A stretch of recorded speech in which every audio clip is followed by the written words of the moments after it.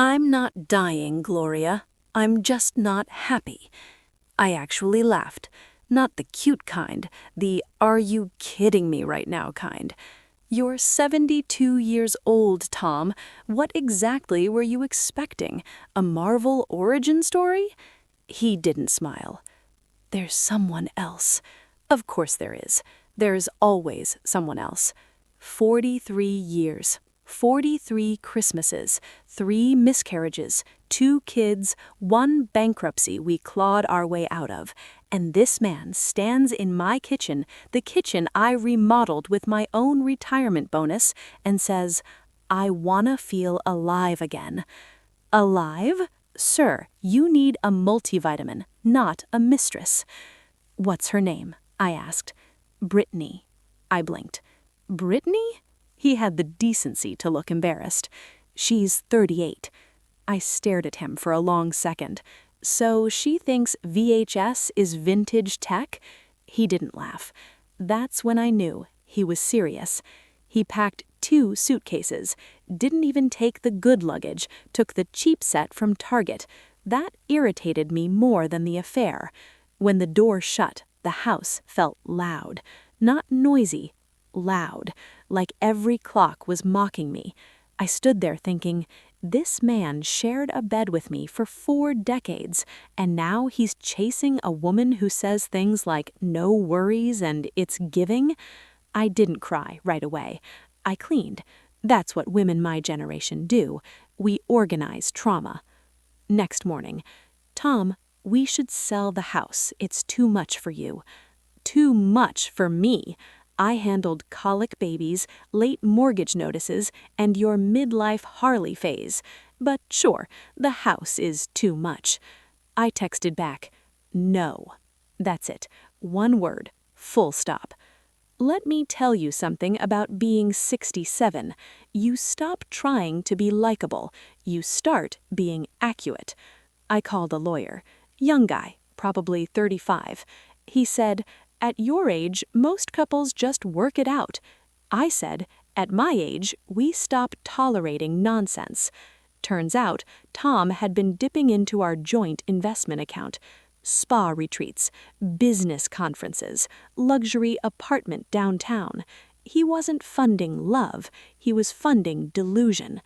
Brittany showed up to court, blonde extensions, white blazer, confidence from TikTok. She looked at me like I was expired milk. Baby, I built the dairy farm. Judge split things evenly. House? Mine. Half the investments? Mine. His precious rental property? His. He smirked walking out. He thought he'd won. Men always think short-term wins are victories. First 6 months? Brutal. I'd reach for his side of the bed, then remember, I almost sold the house. Almost. Instead, I repainted it.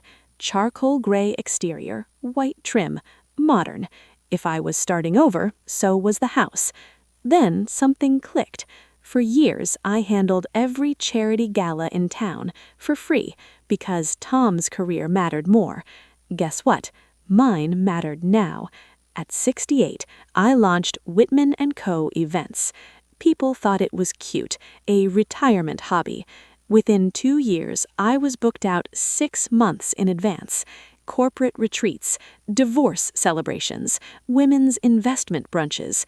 Turns out, women over 50 have money, and they're done apologizing for it. I was 72, silver hair, sharp bob, personal trainer twice a week. No man asking where I'm going. Net worth?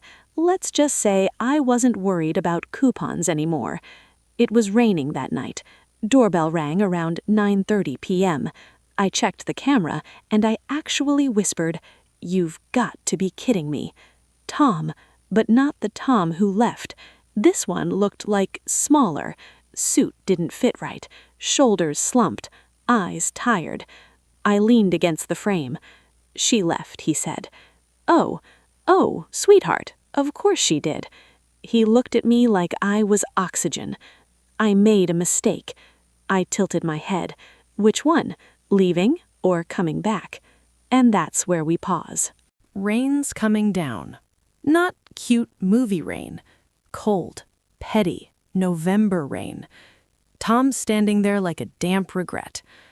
"Can I come in?" he asks. I cross my arms. "You left. You don't get automatic re-entry privileges." He exhales, looks at the floor.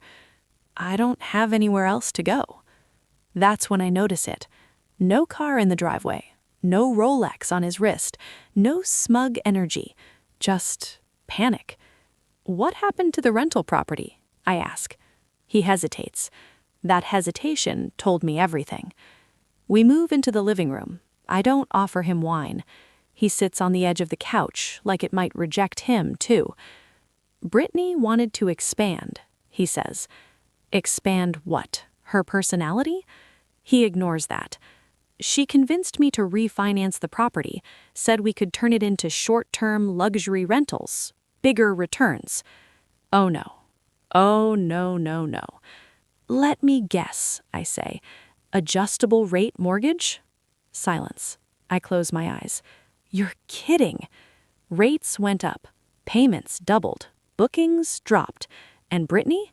"She handled the online side," he says, meaning she controlled the money flow.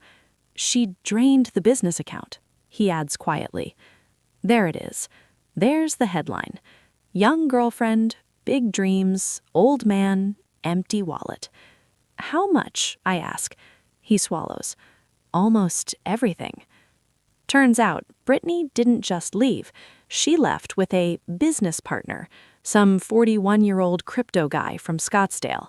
Tom found out when the utility company shut the power off at the property. He had to break in with a flashlight. Romantic, huh? "She blocked me," he says. "Of course she did. You signed everything over, didn't you?" He doesn't answer, which means yes. Men his age don't fall in love. They fall for flattery, and she fed him a 5-year buffet. "So," I say slowly, "what exactly are you doing on my porch?" He finally looks at me. "I need help." I laugh, not loud, just once. "From the woman you told was too old to keep up?" He flinches. "Good." "I was stupid," he says. "I thought I had more time, more options." Translation, he thought youth was renewable. "It wasn't about you," he adds. I raise an eyebrow. That's somehow worse. He leans forward. "I'll sign anything. I'll give you my share of whatever's left. Just don't let me lose everything." "Everything?" I repeat. "You already did." Here's the part he doesn't know. While he was playing resort tycoon, I was building an empire. Whitman & Co. had just signed a 3-year contract with a regional hotel chain. I had investments, liquid savings, 0 debt. I didn't need him. Not emotionally, not financially, not socially.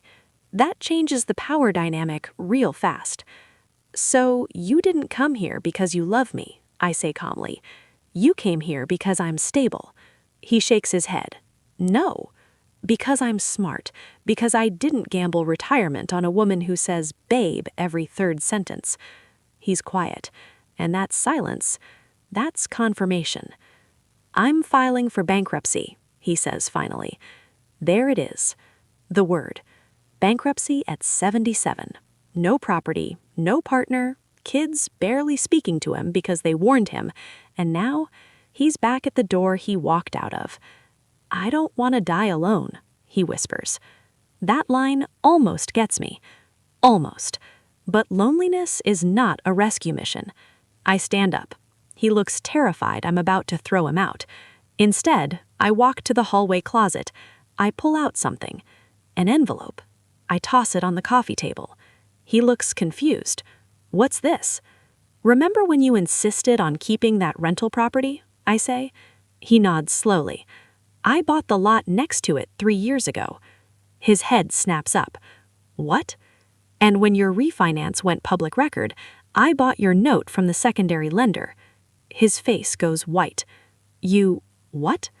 I sit back down. "I own the debt, Tom." Silence. Heavy. Electric. "You don't need to file bankruptcy," I continue calmly. because technically, I already own what's left. He stares at me like he's seeing me for the first time. Not the wife, not the backup plan, the strategist. And now, he realizes something terrifying. He didn't just leave a woman, he left the only person in that marriage who knew how to survive. Tom's staring at me like I just pulled a magic trick. "You own the debt?" he repeats. I sip my wine. "Secondary markets are public, Tom. When your loan got shaky, it was discounted. I bought it." "You do that to me?" I tilt my head. "You did worse to me." That hits. He leans back, stunned. "I thought you didn't even understand half that financial stuff." Oh, sweetheart.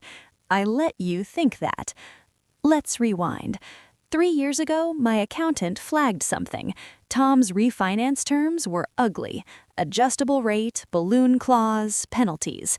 He signed it because Brittany said, "We got a scale, babe." Scale what? Delusion? When rates jumped, his payments nearly doubled. He started missing months. That note got bundled and sold.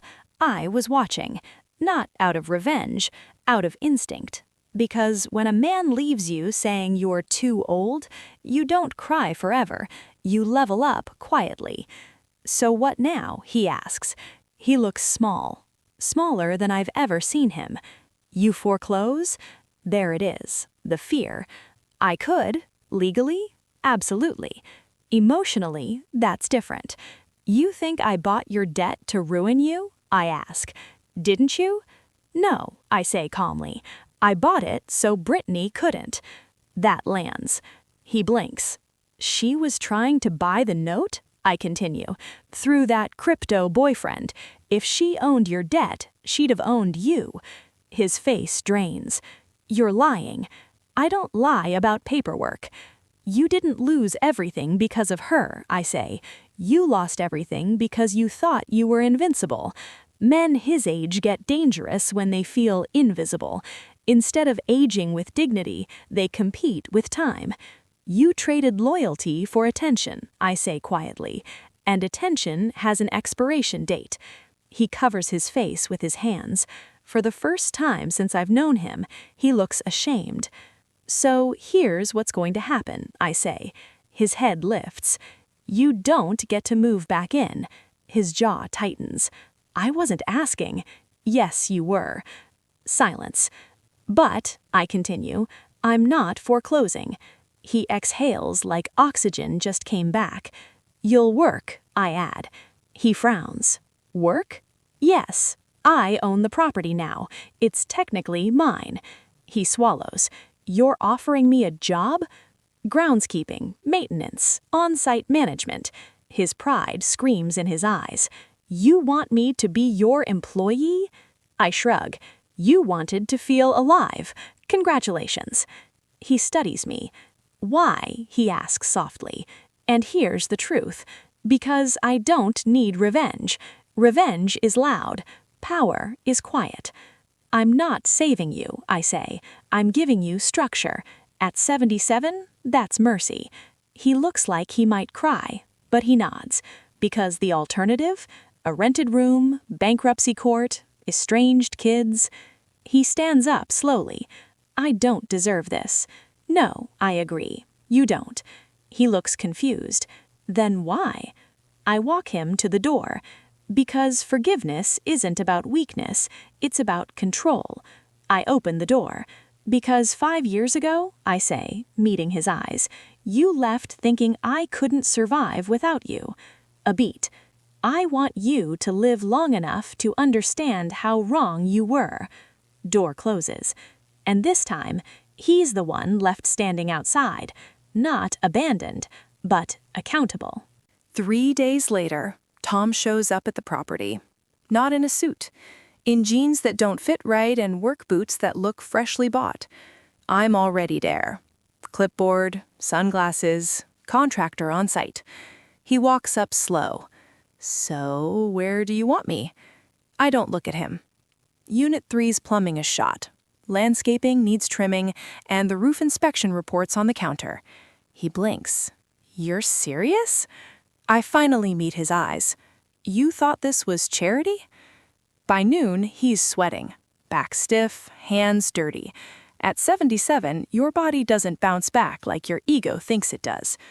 I watch from the balcony while taking a call about a corporate holiday gala, 6-figure contract. The irony? Delicious. 5 years ago, he said, "You don't understand high-level business." Now I own the note on his. Around 4 p.m., he knocks on the office door. I can't get the sink line to stop leaking. No attitude, no ego, just tired. I walk past him, kneel under the cabinet, tighten the compression nut. Water stops. He stares. You learned that when? While you were at networking dinners. He flinches. Good. That evening, our daughter calls me. You hired Dad? Word travels fast. Yes. Mom, why? I pause. Because I'm not done teaching him. Silence on the other end. Then she laughs softly. You're savage. No, I'm strategic. 2 weeks in, I notice something. He's late one morning, doesn't answer his phone. By afternoon, he shows up smelling like cheap cologne. Not the old confident kind, the insecure kind. You disappear now? I ask calmly. Just met someone for coffee. There it is, at 77, still chasing validation. I set the clipboard down slowly. You're on probation, I say. His jaw tightens. I'm not a teenager. No, I replied evenly. You're a man who still hasn't learned. Next morning, I transfer something, the final legal control of the property, into a trust, in my name only. He walks in later. I thought we were rebuilding something. I nod. We are. Structure. You don't trust me. I hold his gaze. You taught me not to. That silence? Heavy. You think I'm still chasing women? He says defensively. I think you don't know how to sit with yourself, I answer. That one lands. Hard. Because here's the thing. Men who leave at 72 don't want youth. They want distraction from mortality. I say, you don't need romance. You need therapy. He actually laughs, then stops, because he knows I'm right. 3 months pass. He doesn't miss a shift, fixes everything before I ask, stops wearing cologne, starts bringing black coffee, no sugar. One evening, after closing up, he says, I don't want you back because I'm broke. I wait. I want you back because I finally see who you are. That's new. I study him. No performance, no sales pitch, just quiet. You left when I was convenient, I say. He nods. I know. And you came back when I was powerful. Another nod. So understand this, I continue. If we ever stand in the same house again, it won't be as husband and wife. He swallows. Then what? I step closer. As equals. 6 months later, the property is profitable again. He stabilized it. No drama, no gambling, no Britney 2.0. One evening, I hand him an envelope. He looks nervous. What's this? Your contract. He opens it. Profit share. Small percentage. Earned, not gifted. His eyes water. You didn't have to. I know. 1 year after he showed up at my door, he rings the bell again. Different energy this time. Not desperate. Grounded. I open the door. He doesn't step in. He just says, dinner. No expectations, no pressure. I look at him for a long moment. 5 years ago, he left chasing youth. Now he stands here understanding value. I grab my coat. Pick a place with good lighting, I say. He smiles, not arrogant, grateful. And as we walk down the steps together, he's not leading. He's walking beside me. And that's the difference between losing a wife and earning a partner.